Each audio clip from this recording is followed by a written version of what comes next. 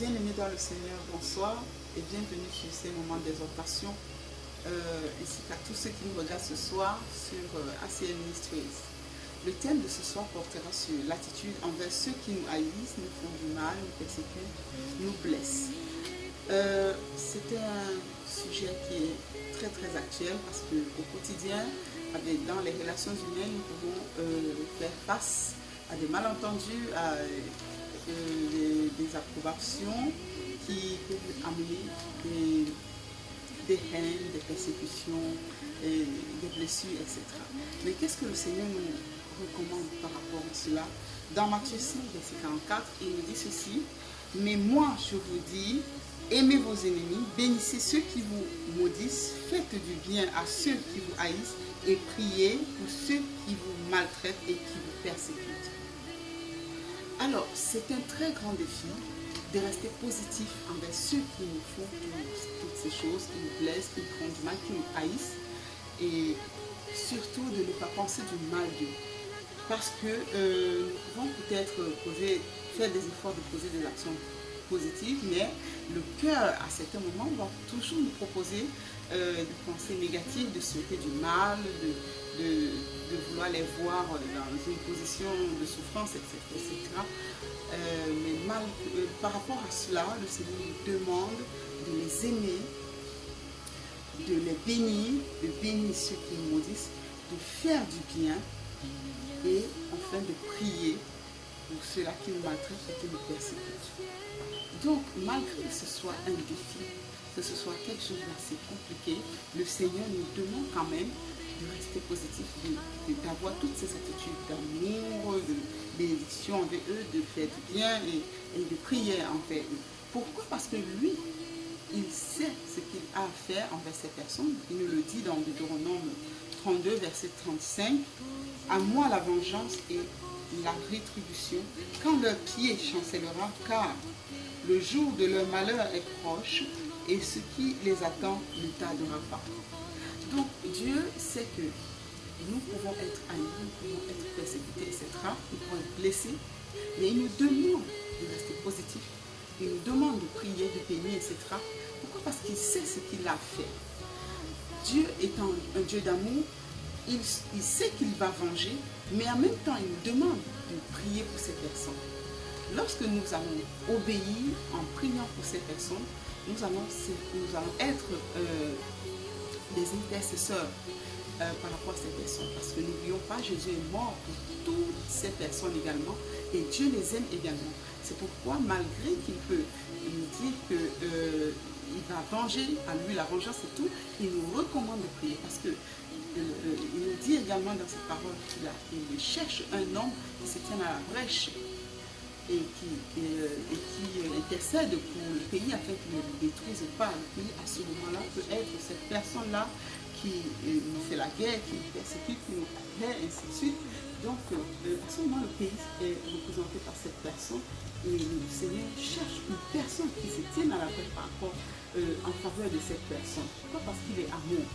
Donc, si nous nous tenons à la brèche, ce qu'il y a de réjouissant, c'est que le Seigneur non seulement nous apaise, mais nous bénit abondamment. Pourquoi? Parce qu'il sait que c'est difficile, mais que nous avons quand même eu la volonté, nous avons eu l'obéissance de le faire. Et il nous précise également que l'obéissance vaut mieux que le sacrifice. Donc, il est important de veiller à ces versets, de chercher par tous nos moyens de les mettre en pratique. Également, si nous bénissons, nous allons éviter la bénédiction, parce que la parole de Dieu nous dit de bénir afin d'éviter la bénédiction. La parole de Dieu est oui et amen, et ce que tu fais, c'est que Dieu a prévu que tu recevras. Si tu fais telle chose, alors tu recevras. Donc il faut bénir, sachant que nous allons éviter la bénédiction. Par rapport donc à tout ceci, nous avons quelques astuces à proposer pour gérer ces situations, pour mener à bien ces relations avec ces personnes qui nous posent tous ces torts. Alors, la première proposition, c'est que nous devons être justes envers nous-mêmes, vrais envers nous-mêmes, en nous disant en nous-mêmes que nous, en tant qu'être humain imparfait, nous avons certainement déjà blessé quelqu'un, au moins une fois dans notre vie.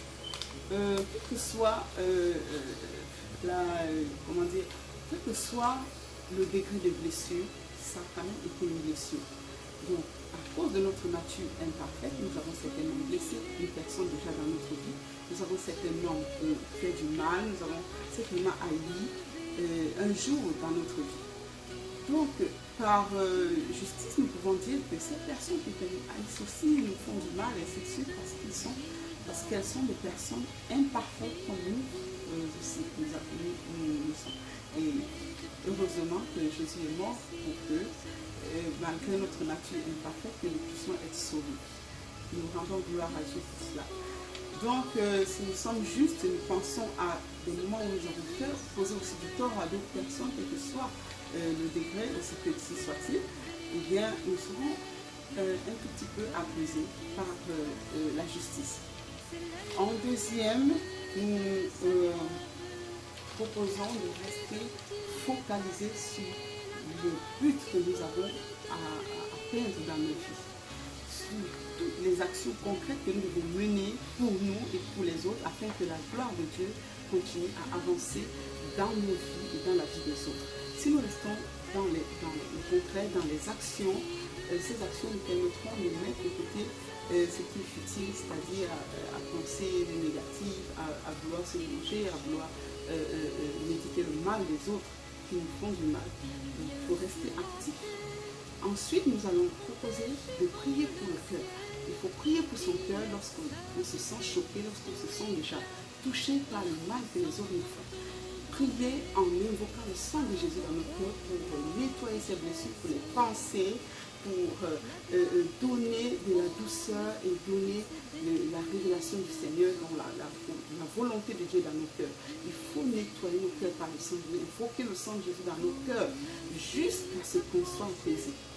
C'est jusqu'à l'obtention de l'apaisement. Nous ne lâchons pas jusqu'à ce que nous sentions que nous sommes apaisés. Chaque jour, nous invoquons, à chaque fois que nous sentons la blessure monter, nous invoquons le sang de Jésus dans nos cœurs.